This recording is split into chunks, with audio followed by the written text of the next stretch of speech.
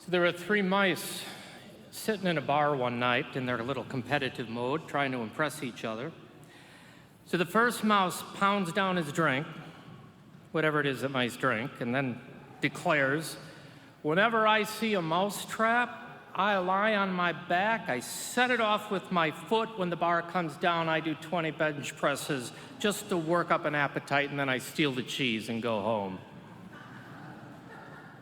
Well, the second mouse looks at him, sets his drink down on the bar, and says, "Well, when I see rat poison, I collect as much as I can, I take it home, I grind it up, I put it in my coffee every morning just to energize myself for the day."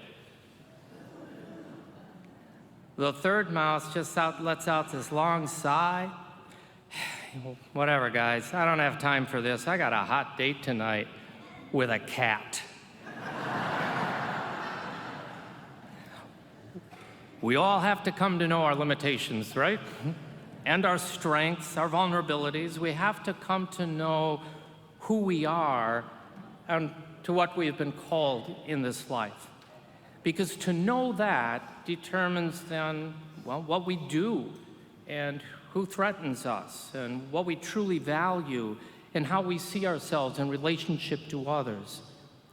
But before that can happen, folks, before we can truly know who we are, there's another question on the table that has to be answered first. And it's the very same question that Jesus placed before his disciples. "But who do you say that I am?" See, no longer was it enough for Jesus or for us to ask who others say that he is. We have to answer that for ourselves.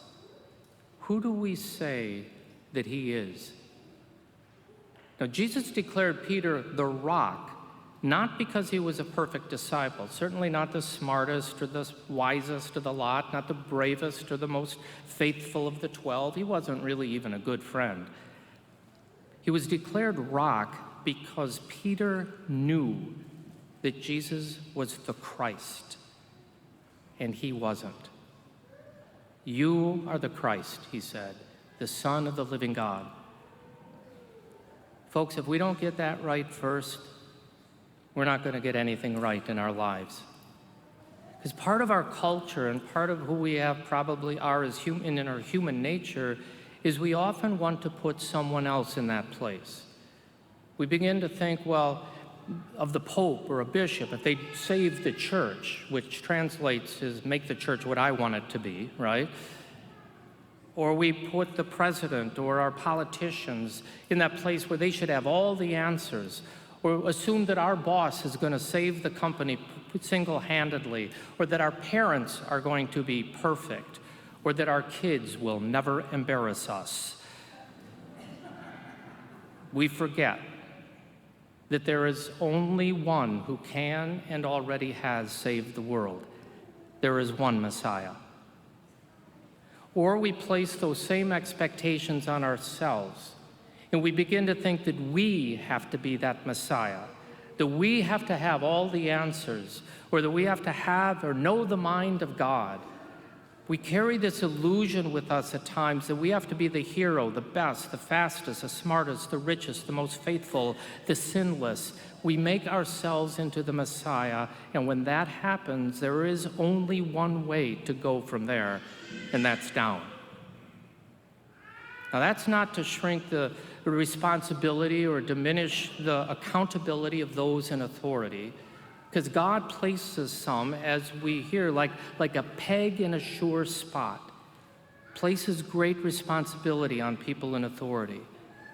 And it is not to lessen the obligations or duties of our chosen vocation in life or our rightful place as brothers and sisters of Christ.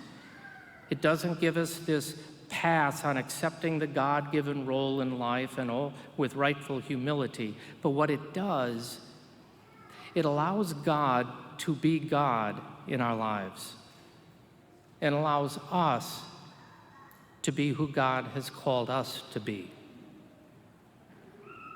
God did not create mice to do bench presses. Certainly not to date a cat. God made mice just to be mice, right? And God made us to be us so that we can let Christ be the Messiah. In the words of St. Paul, to him and from him and through him and for him are all things. To him be glory forever. Amen.